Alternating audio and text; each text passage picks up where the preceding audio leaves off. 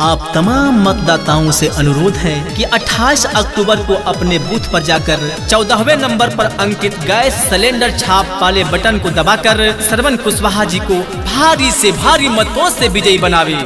श्रवण कुशवाहा जिंदाबाद जिंदाबाद जिंदाबाद। गैस सिलेंडर छाप जिंदाबाद जिंदाबाद जिंदाबाद। नवादा विधानसभा क्षेत्र की जनता जिंदाबाद जिंदाबाद जिंदाबाद। श्रवण कुशवाहा जिंदाबाद जिंदाबाद जिंदाबाद। गैस सिलेंडर छाप जिंदाबाद जिंदाबाद जिंदाबाद।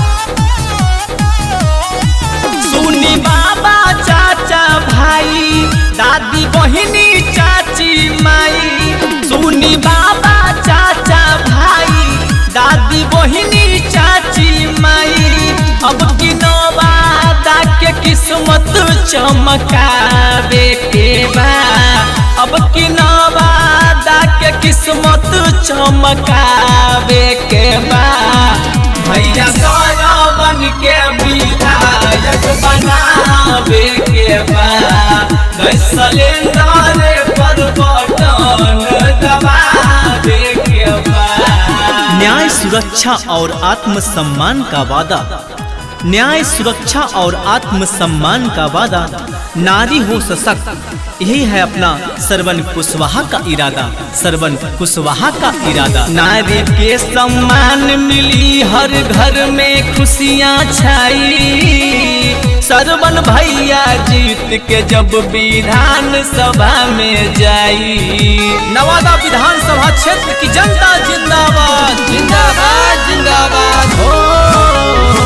भैया चाचा याद रखी हा, बात जनी न भूलई हा, अक्टूबर 28 गैस सिलेंडर के अपनई हा।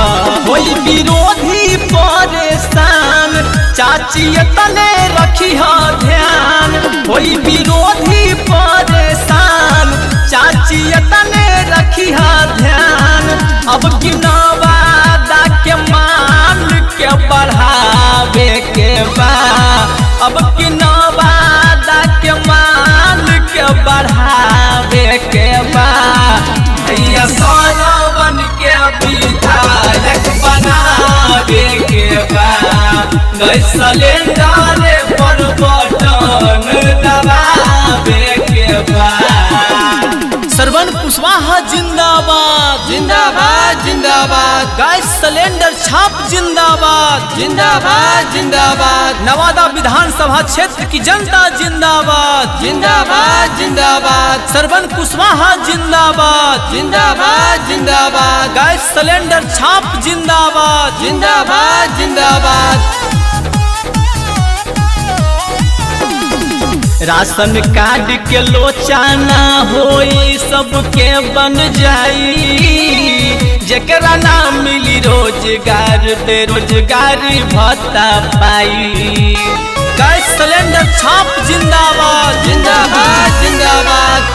हो राशन कार्ड के लोचाना होई सबके बन जाई, जेकरा ना मिली रोजगार बेरोजगारी भत्ता पाई। पूरा होई सबके आस मन में राखो विश्वास, पूरा होई सबके आस मन में राखो विश्वास।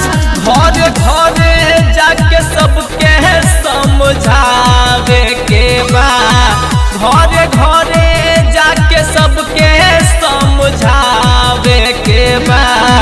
भैया श्रवण के विधायक बनावे के बा, गैस सिलेंडर पर बटन दबावे के बा।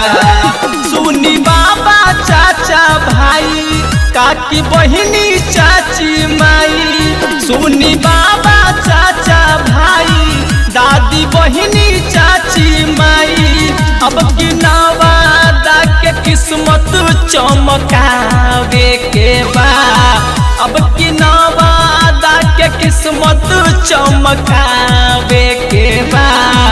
भैया श्रवण के विधायक बनावे के बा, गैस सिलेंडर पर बटन दबा कुशवाहा जिंदाबाद। जिंदाबाद जिंदाबाद।